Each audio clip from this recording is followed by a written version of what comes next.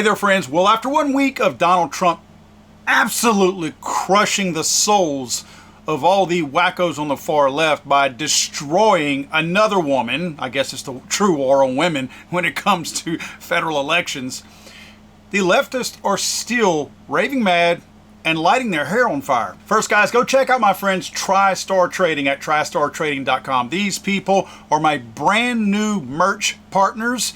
You'll find all of my cool designs over there, the ones that you're most familiar with. They are carrying those, but they're carrying them in a much softer shirt and certainly a much more higher quality. Not only will you recognize my designs, but they have other designs there as well. Again, from other influencers and partners, but also some of their own. They have great merchandise. They have tons of other stuff that you can get. Check out the link in my description down below. Go follow it there. Check out my latest designs out there, again, with TriStar Trading. Go to tristartrading.com or just go to the link in the comment section down below and it'll take you directly there and you'll be able to check out the really cool new Legally Armed America swag by TriStar Trading. You guys are going to love this next headline. This is the kind of stuff that I actually wake up in anticipation for during the day, hoping that there's another headline that I can enjoy just like this one. Managing stress during change. Biden-Harris State Department holds therapy session after Trump win. That's not the Babylon Bee.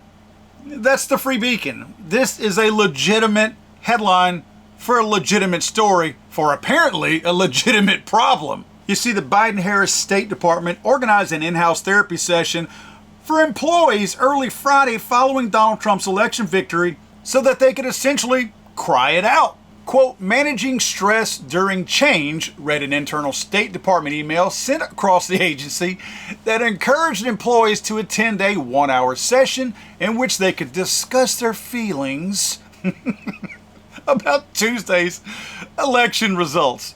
Quote, change is a constant in our lives, but it can often bring about stress and uncertainty. Join us for an insightful webinar where we delve into effective stress management techniques to help you navigate these challenging times. This session will provide tips and practical strategies for managing stress and maintaining your well-being. They go on to mention that the session was led by a licensed clinical provider. A second one is scheduled for November 13th.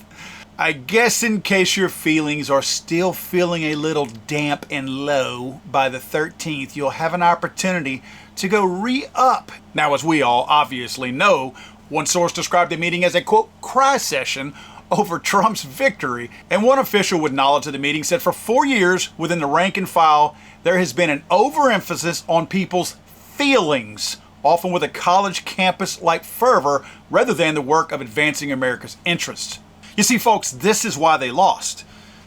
They have focused since day one in the Biden administration on feelings rather than actual results and everything else that would make America great again. They were so angry at Donald Trump's Make America Great Again that whether or not they might have loved or liked our country, they were so intent on undoing Make America Great Again that they started to make America suck again. And with that became feelings. They had to interject feelings into that because the Trump administration was not worried about feelings. We wanted to make America first, make America great, and it didn't matter who was standing in the way, because if they were in the way, they were in the way. They were either going to voluntarily move out the way or we were going to move them out of the way. Sometimes that hurts feelings. So for 4 years, since day one in the Biden administration, they have been trying to unmake America great again because they dislike Trump so much.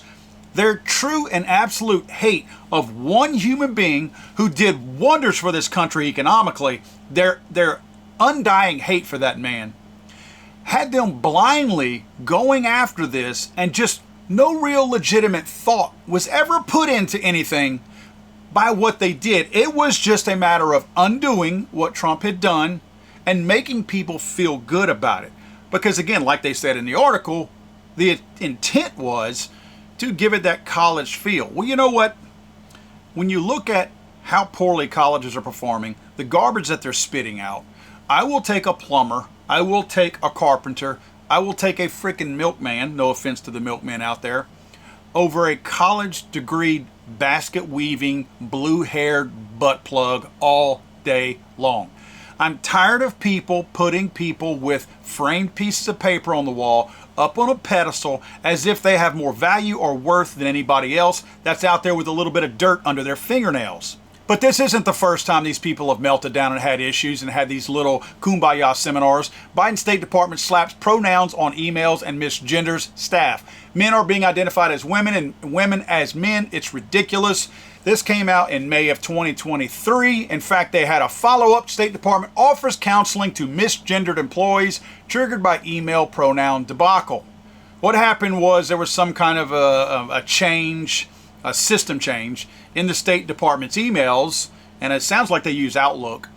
And what was happening is it was giving he's, hims, hers, she's to people when an email went out, like it came from her email. Well, it offended some people because, of course, the Biden administration lets you identify yourself. They're okay with, let's just call them gender dysphoric people who are mentally ill working there, and they celebrate them. Well, some of those people were getting their feelings hurt. In fact, some people didn't, who were, what do they call them? Like, no, not cisgendered. I think that refers to us. Gender fluid. Some of them are gender fluid, so it depends on what day of the week is as to what their gender is. So they didn't like the fact that this was put on purpose without opting into a program to have the option to choose one of the 57 different genders that you might want to be on Wednesday afternoon at 5:15 p.m. So the State Department, in this case, had to hold an in-house therapy session. I laugh when I read this, guys. I'm sorry. I know it's unprofessional to laugh in this case, and when I'm reading things like this. Sometimes it's just not that easy because this seems like fiction to me. This seems like a made-up world. Let me try this again. The agency urged an employee who feels hurt or upset as a result of this unfortunate mistake to use its mental health services, which again, those services were therapy sessions where everybody could sit around and hold hands and say, we're sorry, we called you the wrong gender. Can you please tell me what gender you want to be called today? I'll be happy to do that. Let's make this formal. Remember, Blinken, who's in charge of the State Department, is the one who spent a lot of money creating this diversity, equity, and inclusion department. The federal government has its own DEI department now. You may not have known that. This is not just a process that they use. This is not just an ideology that they are implementing. They actually have a full-blown department that they created under the Biden administration in order to implement that. And they pay these people, the DEI people, a lot of money to force this, not only internally with the government, but to write programs that other businesses have to start using if they want to get grants and things like that regarding government money from the federal government. Think these guys are making peanuts? Nope. Top DEI officials at Biden-Harris State Department rake in nearly $200,000 a year. Constance Mayer, who served as the acting chief diversity and inclusion officer, raked in $194,510 annually, according to financial disclosure. Now, you can rest assured that this does not include the full benefits package that likely included a vehicle or a vehicle stipend of some sort, including a gas card that the federal government paid for. The State Department Special Representative for Racial Justice and Equity, they couldn't put racial justice in with all the other equity justice. So this separate employee, basically two people doing the same job but with different titles, makes $191,000 every year. Now, these officials draw far more than the average State Department employee who makes around $100,000 or less. So we're doubling the salary of this new department of DEI employees over the other people who have already been working for the federal government. We're sending these people a massive salary of $200,000 in order to bilk the other companies in the country by penalizing them by withholding grants if they don't have the proper DEI program. And we're overpaying internal people with the federal government so that they can go out there and water down the employee workforce and not just put people in a job who can do the best job, but we want to look at who they are, what color they are, what gender they are. All those things will supersede any kind of merit or qualifications, and then you can refer to how good the employee is after you have narrowed down your field of black women with blue hair. That's what this all boils down to. Those things are prioritized first, and again, they're overpaying these people. Folks, we've sat here for the last 7 days watching the left run around confused, like the room is on fire and they can't find the exit. They're looking at each other, they're pointing at each other, they're blaming each other.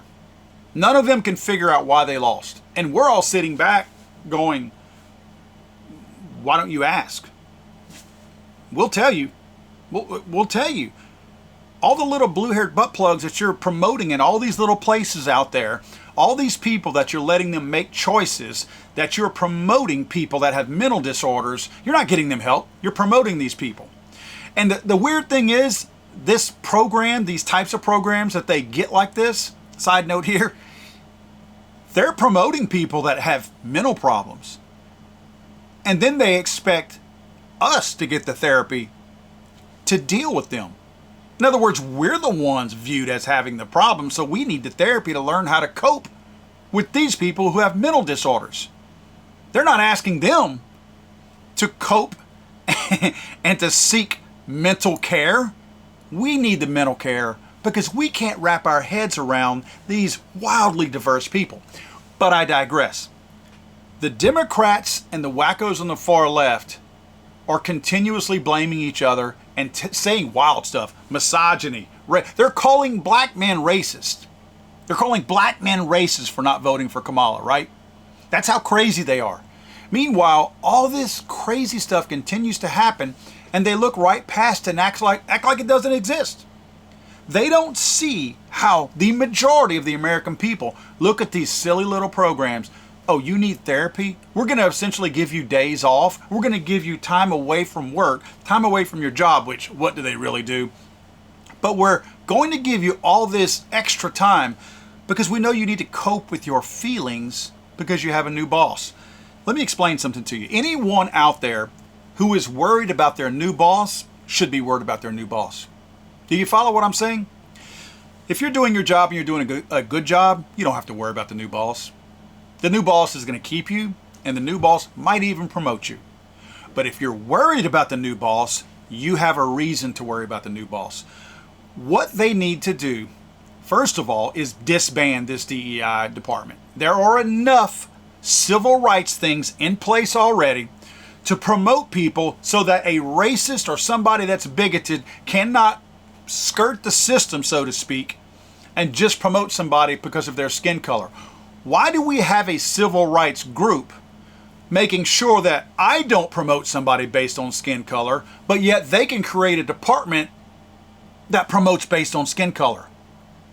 So you have a civil rights group that does its best to keep that from happening, and then you create an organization that makes that happen. It's wrong no matter how you look at it. Promoting anyone based on their appearance rather than what they're capable of is wrong. I don't care who you are or what color you are, and I certainly don't care if that offends you. I don't understand the point that you're making. God save the Queen, man. I'm sorry, I thought this was America.